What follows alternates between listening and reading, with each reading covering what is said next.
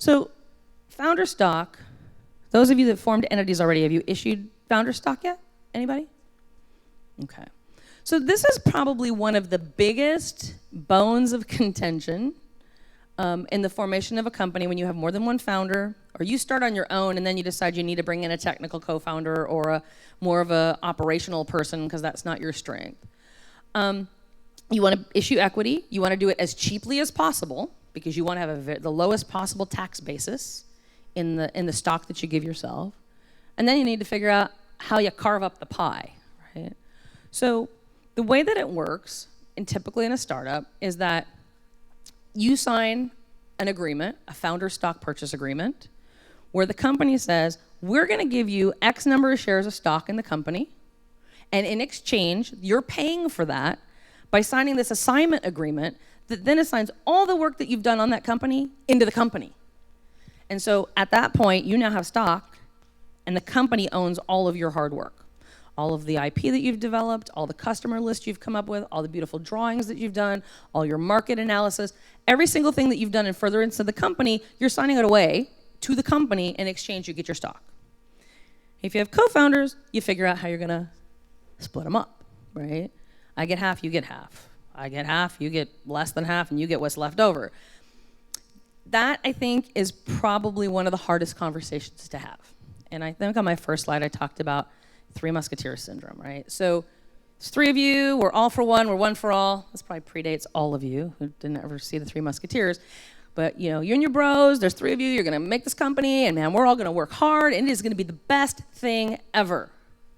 But that is also the point in time where the three of you have to have a very candid conversation about whether we're really all on the same page. We're all going to be contributing an equal amount to this company. We're all going to be contributing an equal amount of time to this company. We are all committed to seeing it through. Because if you split everything in third, and one of you is still working a day job and he's only working on this new company 2 nights a week and part of Sundays, the two of you that are working 100% time on this are going to really start hating that guy. And then you're going to say, well, why do we give him a third? He's not doing a third worth of work, but you've already issued him a third. And then you get in a dilemma. Well, now what do? Do I fire the guy? Do I not fire the guy? How do we fire the guy? But this is our bro. This is our friend. We've been friends with this kid since childhood. Now what do we do? And so it's important to have a candid conversation before you've issued the stock to make sure that you're all on the same page. Because what you don't want to do is, first of all, you don't want to ruin a lifelong friendship. And you know that gets into a whole separate conversation about whether you form a company with your friends or not. But a lot of people do. But secondly, what is everybody really willing to put into this? Are we really on the same page? Are we all investing the same amount of time? Are we all taking the same amount of risk?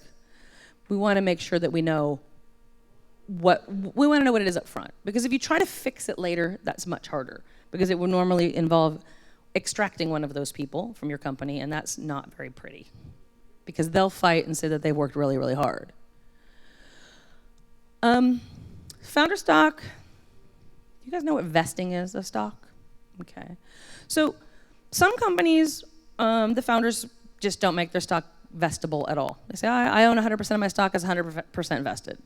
That can become really problematic in the scenario that I just talked about, right? Where you got three co-founders, they all own their stock outright, 100%, and then one of them isn't holding up his end of the bargain, or he decides, you know what, I really need to keep my day job, I need to back out of here. I'll leave the two of you, you guys go run with it, go make me some money. Well, you don't want him to own 100% of his stock. He hasn't done 100% of the work.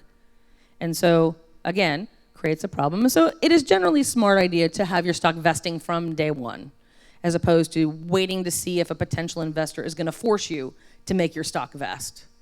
It also, in my kind of concept of pigs getting fed and hogs getting slaughtered, if you go through a due diligence process with a prospective investor and they see that your founder stock is not subject to vesting, they think, well, A, these guys are kind of crazy because they should have known this was coming.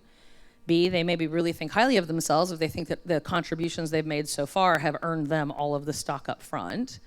And C, then they're going to suggest to you what they think your vesting should be, which potentially could be far more punitive than what you originally set up for yourselves.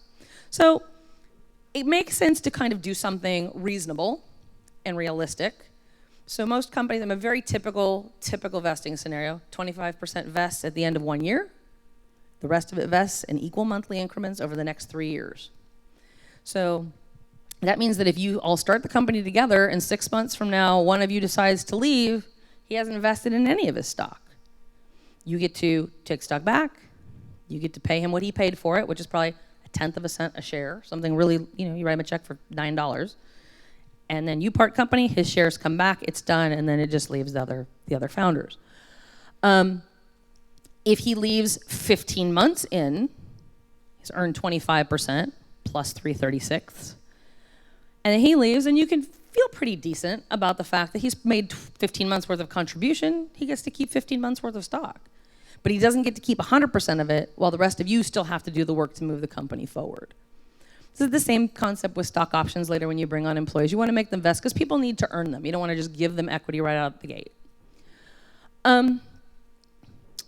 Like I said, the price of your stock, you want to keep it for your founder stock as low as possible for multiple reasons. But you want to be able to say that your basis in that stock is very, very low because you don't want to have any gain. And you also don't want to have to issue stock options later or sell stock to outside investors at a really high price. You want to be kind of reasonable as you go. The important thing in founder stock, the one thing that you cannot fix if you wait more than 30 days to do it, is to file an 83B election with the IRS. And for those of you that are going to form your companies here. This is the only thing about tax law that I actually know.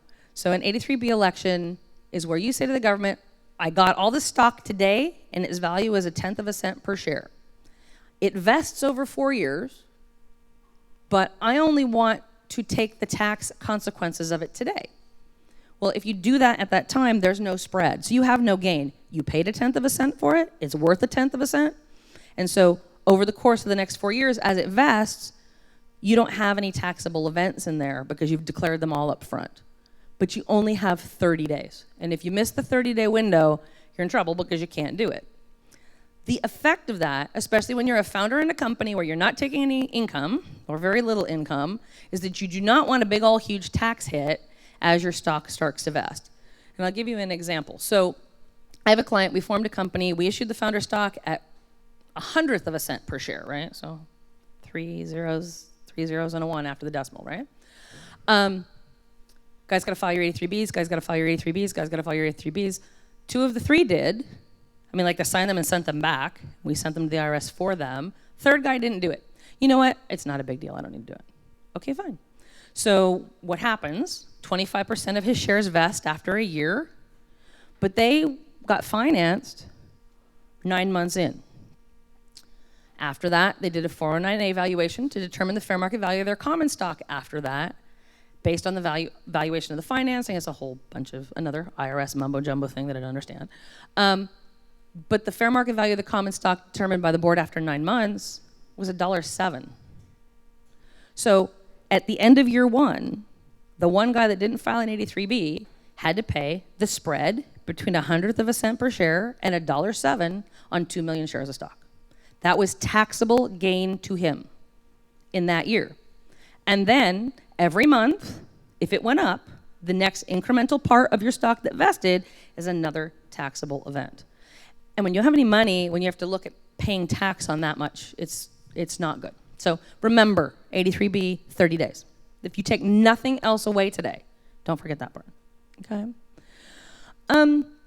The other component to vesting with regard to founder stock is around acceleration. So you say, okay, I'm here, I'm working really hard, I'm doing everything I can, but what happens if my co-founders push me out? What happens if somebody buys my company? What happens if somebody buys my company and then they fire me? Under what like, I should be able to keep my stuff. I should be able to get in some entitlement to this because I didn't work this hard for nothing, and I don't want some event to happen to take everything away from me. There are certain things that you generally include in a founder stock purchase agreement that provide for some acceleration of your vesting. 2 concepts, single trigger and double trigger. So in a single trigger acceleration clause, only one thing has to happen to make your shares vest, and it can be 100% vesting, 50% vesting, lots of variables, and you guys can kind of toy with that. Single trigger, either somebody buys my company or I get fired, okay?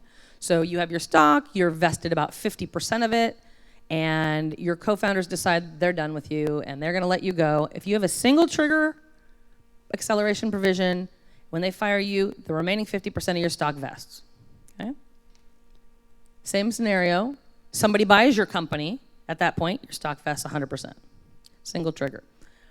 Nobody likes single trigger in the investment world, and acquirers also don't like single triggers, because to an acquirer, if you become 100% vested in your stock at the date that they buy you, what is your incentive to stay? You don't have any skin left in the game, right? You own everything that you were given, everything that you owned before you got there, 100%, nothing left for you to vest in. So acquirers don't like that, and they'll oftentimes try and get you to waive that or amend it. Your investors don't like it if you get a single trigger on termination, because you're getting terminated because you're not doing a good job. So why should you get to keep the stock that you haven't earned, right? So it also sets off alarm bells, and will also generally cause your prospective investors to say, all right, we'll put in money, but you guys need to change your vesting terms. But it is very, very typical to see a double trigger acceleration clause in the founder stock purchase agreement. And that requires two things to happen. That requires your company to be acquired, and the acquirer needs to fire you within some period of time, 6 months, 12 months of the acquisition date. So you still get the benefit of the stock that you worked so hard to build this company with. If you stay after the acquisition, you still have some skin in the game there. Or if you're perfectly willing to stay on in this new company and they decide that they don't want you, then you still get the full benefit of it. And in a double trigger acceleration, I've never seen anybody in a term sheet stage where the prospective investors come back and ask them to get rid of that. Single trigger, many of those they've asked to have amended so that it's just a double trigger and not single.